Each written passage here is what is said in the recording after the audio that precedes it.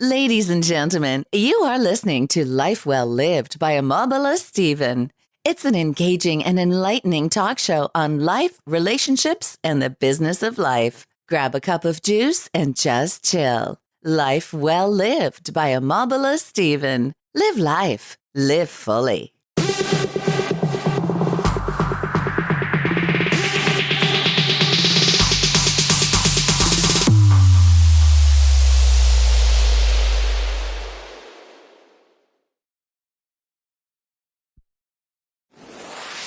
It's time to bring you yet another amazing episode. And now, welcome your host. Hello, this is Omobola Stephen, the host of Live Knowledge by Omobola Stephen. On the podcast, we like to address or talk about disruptive mindset conversations, yet constructive in nature, on topics and subjects under personal development and self-improvement. Personal development and self-improvement is a lifelong process we must embrace in order for us to transform from where we are to where we need to be. Now, when we embrace personal development and self-improvement, we get to find ourselves along the course of the line. And in getting to find ourselves, we get to realize that there are endless possibilities to who we can become and to what we can achieve in life.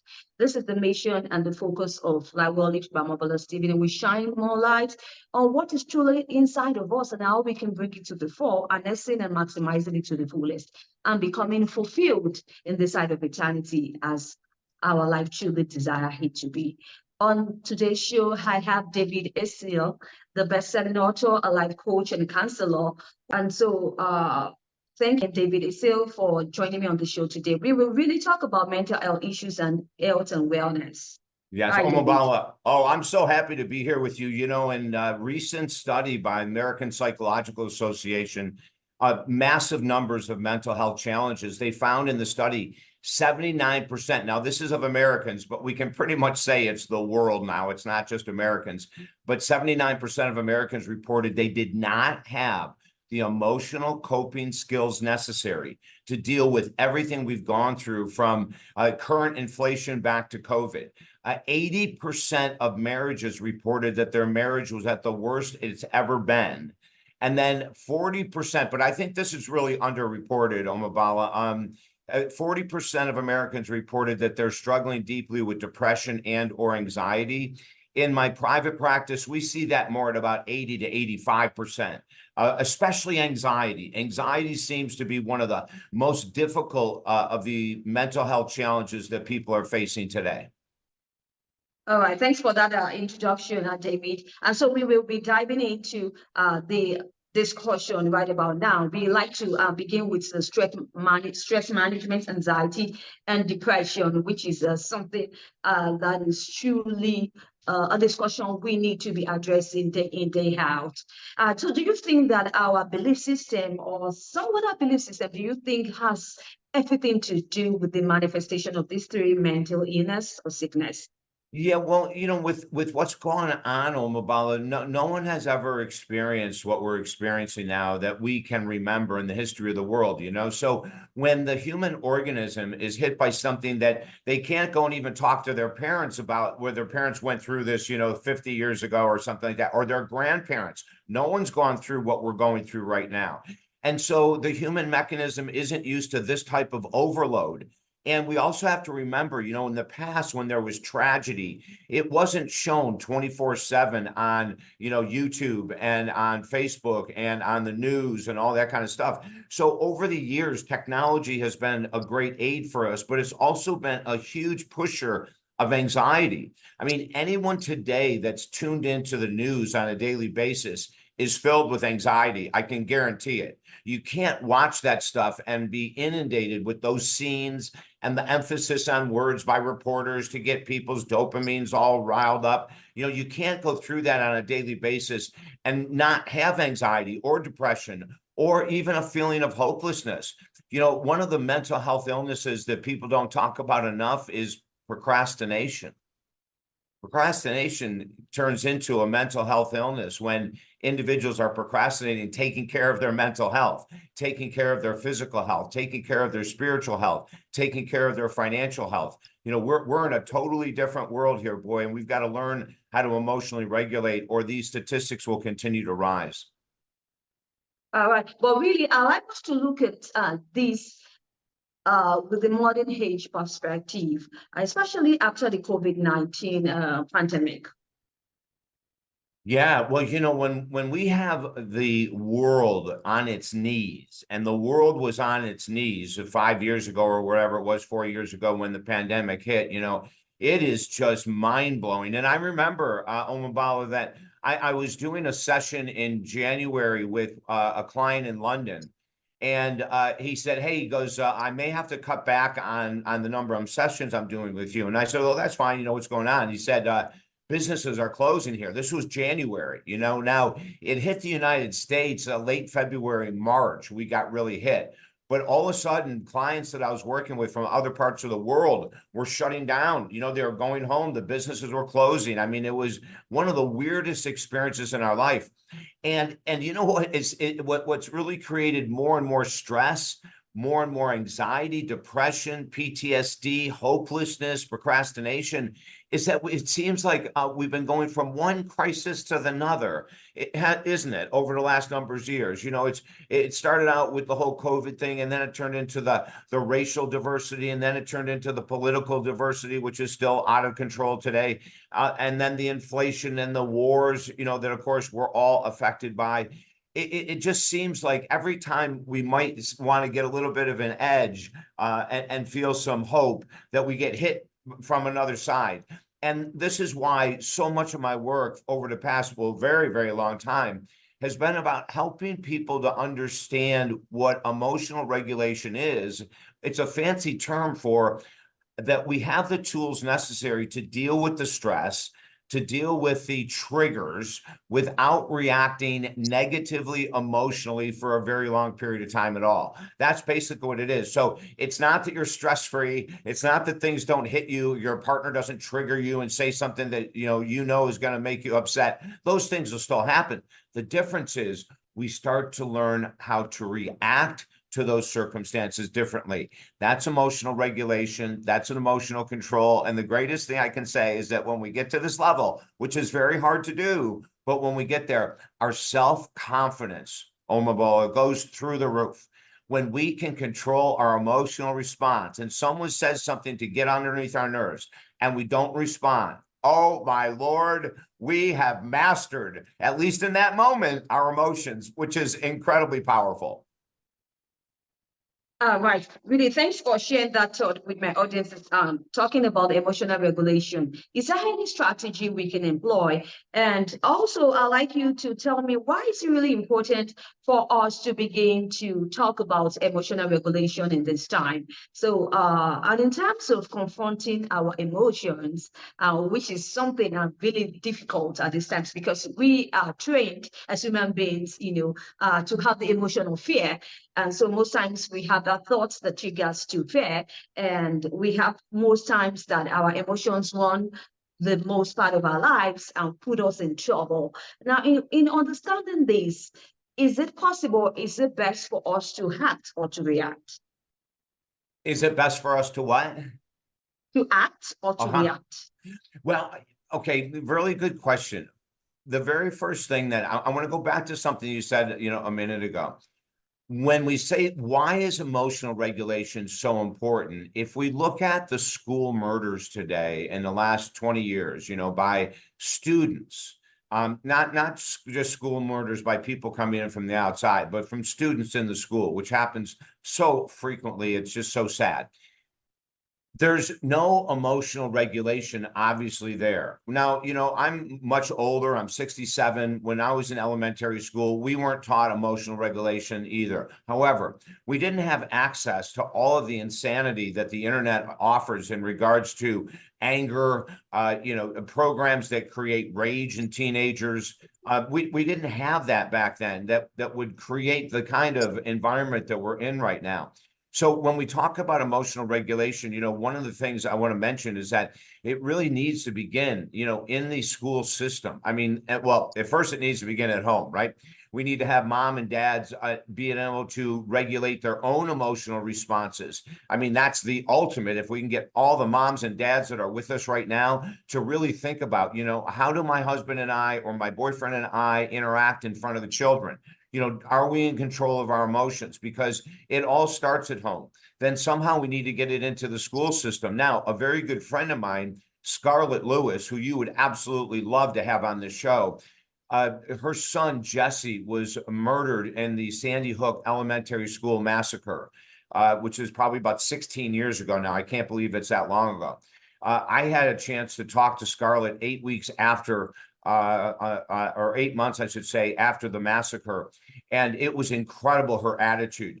She has created a program that is in 180 countries all over the world, and it's teaching exactly what we're talking about today. It's teaching elementary school, middle school, kids, emotional regulation, how to forgive a friend who's hurt you, how to forgive someone who's betrayed you, how to discuss things that are hard to discuss, how to say something without, an attitude behind your tone. I mean, her program is stunningly amazing, and we need it. So thank God for Scarlett Lewis and what she's doing. Now, as adults, though, we need to be able to be the role models. Omobola, this is why it's so important to talk about this with adults. I don't care if you're 30, 40, 50, 60, 70, 80, 90, you are a role model to people around you. When something really difficult happens in public, we need to be able to use what's called discernment. Pull back for a second and say, do I really need to say something to this person? Do I need to give the person the bird who just cut me off in traffic? Do I need to roll my window down and scream at someone? Is that really necessary? That's emotional regulation. We're pausing. We're saying, I'm going to take a time out before I react. If the world could start to do this, can you imagine? Like, before I post on social media this attack on this other person who posted, let me pull back and hold for a second and say, is this really the best thing for me to be doing with my life right now? If we could get people into this, my gosh, we would solve so many problems. We would just really take care of a lot of the world's problems. Right, absolutely, David. Now, talking about emotional regulation, I also think that it's also close to training our minds, mind training, mind regulation. I often tell my audience on Life Knowledge by Omobola Stephen, the personal development and self-improvement is a process. And so when we tell you to take actionable steps, the outcome doesn't happen overnight. It's something that you have to keep at heat before you begin to get to see the outcome, the result of it. And so I would like you to also let my audience know that in all of these that you've shared with them, they need to keep at it, right, in order for them to get to that state of having an emotional regulation. Don't you think so? Yeah, you're right. And what I ask people to do is look for opportunities that are small in nature to emotionally regulate. Like don't wait until you get into an argument with your lover and then say, okay, I'm going to learn emotional regulation now. Find something small that might be, maybe someone cut in front of you a little bit and you go, I normally react here. I'm going to take a big breath and I'm not going to react. Maybe you're in the grocery store and someone cuts in front of you to get in front with their cart and you go, normally I say something to a woman or a man that does that. I'm going to take a big breath and let it go. So we start with small things. And the more we practice, and this is what I think you were referring to, the more we look for opportunities to practice on a daily basis, the more confidence that we get that when we are hit with something really, really big, that we know we can handle it. We can take a step back, make a decision if it's necessary to respond right now, or should I wait 24 hours to respond? I mean, one of the greatest tools in the world is called disengagement. And that's where maybe you'd like to say something nasty back to someone who just said something to you, or they sent you a nasty text or something, and you go, I'm going to disengage here. I'm going to sit and wait 24 hours, and I'll read that text again, and I'll respond then. I'm not going to respond right now. That's a combination. Well, that's a form of emotional regulation called disengagement. And it's powerful. First of all, when you don't respond, you're in control. Because most of us, when we get a response that triggers us, we want to respond right back. We get a text, something that someone says something we don't like. We want to, oh my God, the world of texting is instantaneous. But if you delay 4 hours, 6 hours, 24 hours, first of all, you're giving yourself a chance to logically think about the appropriate response, not just the emotional response. And then you get a chance to really sit and think, is it necessary to respond? Maybe I just let this go. And now we're in pure power. You know, we're emotionally regulated, we have self-control, and life becomes a heck of a lot easier and less stressful. I can tell you that.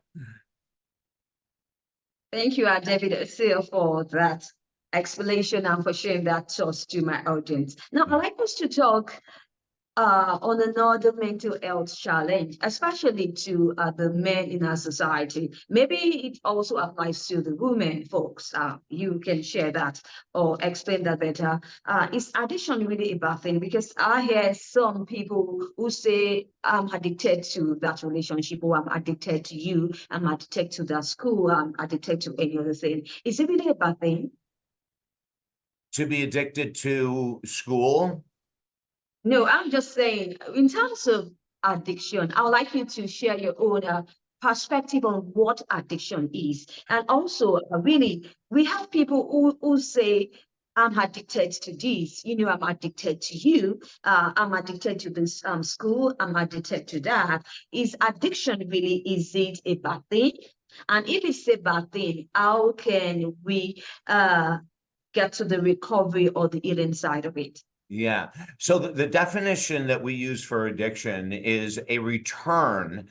It's when a person returns to any substance, thought, behavior, or individual that is not healthy for them. Right. So if we keep going back to a friendship where we're always getting in arguments, if we keep breaking up with our lover and keep getting back, that turns into an addiction. You do that 4 or 5 times, now that's turned into an addiction. You know, so substances is easy, right? We have substances with alcohol and drugs and food and all that. Then we have behavioral addictions like gambling. Actually, food addiction is also considered a behavioral addiction. We have thought addictions. You know, the thought addiction can be complete arrogance. I'm always right. You're wrong. You don't know anything that you're talking about. I'm the only one that knows what really is behind the conspiracy of the COVID vaccine. You know, people can become addicted to being arrogant. People can become addicted to being that flower in the corner that's wilting and dying, zero self-confidence, zero self-esteem. You know, there's just so many ways that we can harm ourselves, you know, and so the world of addiction is out of control right now, without a doubt. Porn addiction is really, really high right now. Food addiction is extremely high, and alcohol. Now, we hear about like fentanyl addictions because of the people dying of overdose. And fentanyl addictions is a serious problem in the United States for sure. Alcohol, food, oh my gosh, just off the charts. And we're using it because the times are so crazy. And if we continue to go, I'm going to keep repeating this. Addictions grow for a reason. There's actually benefits to addiction. So if you're addicted to the news, the benefit of the addiction is it numbs your brain to the insanity that you're putting yourself through by watching the news every day. If you're addicted to social media and arguing or whatever it might be, and then you eat your way from 8 o'clock till midnight with sugar and salt and everything else, you're numbing your emotions. You're just completely numbing them. And so what we say to people today is the most important thing is to get involved with your own self-control. Addictions take us down these nasty roads. You know, one of the things that a lot of men don't understand is that, especially the younger they start with porn addiction, it hijacks the brain to such an extent that I'm working with 24 and 28-year-old men that cannot make love to their girlfriends because their brain has been hijacked and they need the constant changing of the video in front of them in order to stay erect. So, you know, there's a lot going on right now in the world of mental health and addictions. Every addiction in the world is created by some mental health challenge. If we're bored and we can find an addiction to take away the boredom, if we're angry, if we're sad, if we're a victim, I mean, there's 1,000 reasons of why today people are looking for a reason to escape reality. And addictions do that. They bring us a benefit. You're out of reality for a short period of time. The only problem is you got to repeat the addiction the next day. Absolutely. Thanks once again for that, David. But I like to ask this question really. Is addiction recovery, is it really possible? How long does it take? Yeah, the greatest news in the world, excuse me, is that anyone can recover from any length of addiction, from any depth of addiction. It is happening every day all over the world. Millions of people recover every day from food addiction, alcohol, drug addiction, gambling addiction, sex addiction. It doesn't matter. You name it, people recover. For 30 years, I was an alcoholic and a cocaine addict. And I started at 12. I started very, very young. I was in a lot of pain as a child, and I found drugs and alcohol as the only way I could figure out how to get out of my pain. And it worked. Now, of course, it brought a lot of complications with it, but for a short term, it worked. Now, 30 years is a long time to carry that, but I did, and I look back at that now, Omobola, and I say, going through the addictions, going through the recovery is one of the greatest gifts I've ever been given or gave myself, in my life. Because even though I was helping all kinds of people get sober and clean before I got sober and clean, the rate of recovery of helping clients went up dramatically when I got sober myself. And it's been a very, very long time. I love my sober life. It's a hell of a lot of fun. You never have a headache. You never have a hangover. Rarely do you say things you wish you didn't say the next day, type of a thing. So all I can do is encourage people that if you're struggling, if it's been a number of years, reach out and ask for help. I mean, I'm an addiction counselor and I couldn't get myself sober. I had to hire other counselors, for God's sake. Don't feel embarrassed. It's not like a bad thing, that you have an addiction. It's just you have an addiction. So we don't want shame and guilt. There's enough shame and guilt. We don't have to say, I'm a bad person because I'm an alcoholic, or I'm a bad person because I'm a spending addict or a porn addict. We just say, you know what? I'm addicted to porn and I need help. And that's all we do. Or I'm addicted to food and I need help. I'm addicted to nicotine, or I'm addicted to whatever it might be, and I need help. And that last phrase is crucial. Admitting to yourself that you need help is really the first step, and make that call. You may call 3, 4, 6, 8, 10 different counselors, therapists, coaches, until you find the one that, is right for you. As a matter of fact, I just started a couple of weeks ago with a new client, and he had interviewed 20 counselors. And I was at the very bottom of the list. I was the very last one that he interviewed, and he hired me to work with him. So, keep that in mind too. And I want to say this, these type of shows, like what Omobola is doing right now, is so important for this world. Like, let people know she's got this show, share it with your friends, get the message out there. Most of the messages that we're getting in the media are extremely negative. They're limiting, they're creating more addiction and more reasons for addiction than ever before. But these type of shows are what we need. We need people who are willing to say, hey, we can change. We can be better. We can beat stress. We can learn how to emotionally regulate if we're 80 years old, for gosh sake, and you can. So I just want to really have you promote this show as much as possible. Let's have more people watching this than the news, and then we can see a different world. Absolutely. It's been a great time listening to David Essel share your thoughts, especially addressing mental health issues and health and wellness. So talking about mental health issues, we like to talk about the post-traumatic growth. So what do we need to know about this, and are there ways to heal it?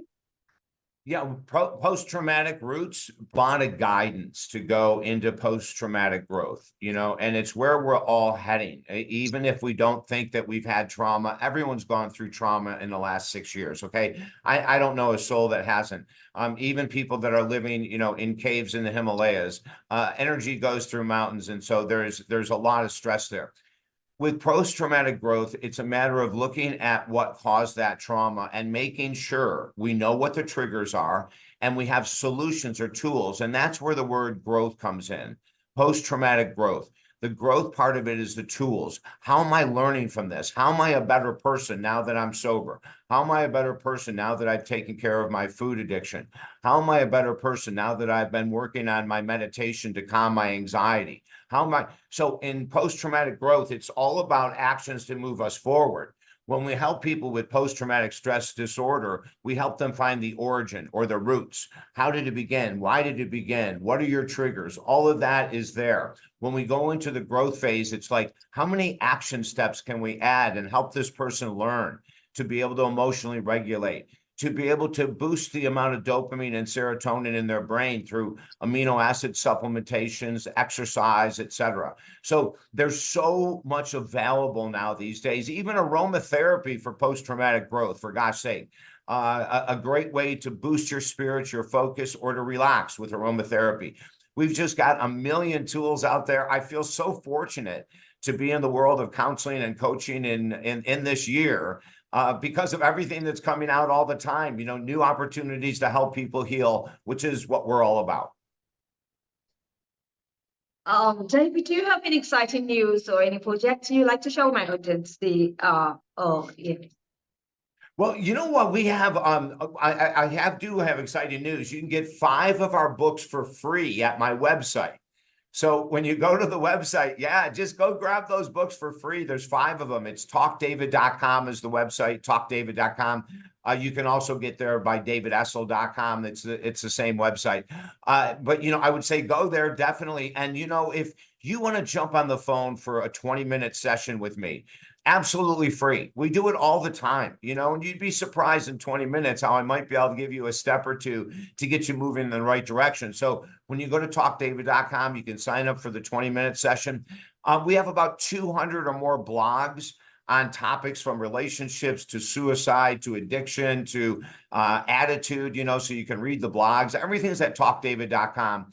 And I've got to do a shout out to my former mentor, Dr. Wayne Dyer, who died a number of years ago. But, he's the one in 1990 that encouraged me to give my products away for free. All the way back in 1990, when I asked him, what can I do to build my business and to help this world the most? He said, find something that you love and give it away. And that's what we're still doing to this very day. 5 books for free at talkdavid.com. Go enjoy them all. Great. Any parting word you'd like to share? We also like to have your social media and do on your website. The limitations that we have in front of our brains are often made up and aren't real. I never believed I would ever become an author, and I just didn't think I was creative. I was an athlete. I was a jock. And then one day someone said to me, you tell really creative stories. You should write books.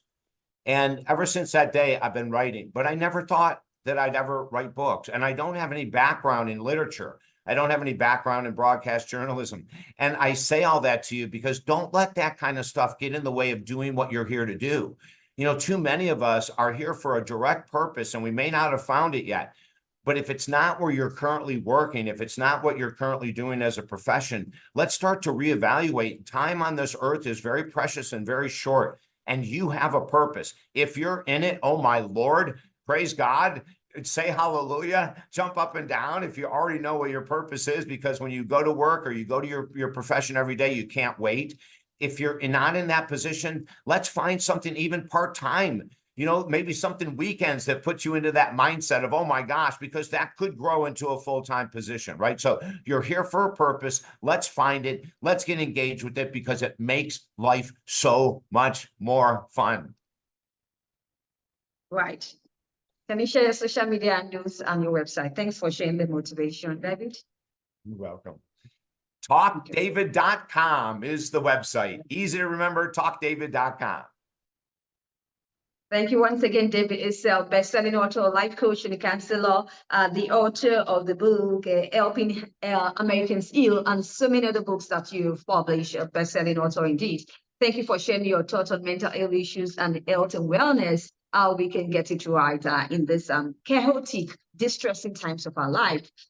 We need to start focusing on this and discussions in order to make the world a better place to live in at the end of the day. Now, this is the mission and the focus of Life Well Lived by Omobola Stephen, we like to shine more light on what is truly important for us at the end of the day, because we really realize the importance of also talking about purpose and fulfillment in all of our lives pursuits. And so Dr. David Essel has addressed the issue of purpose, finding it and making meaningful subjects out of it.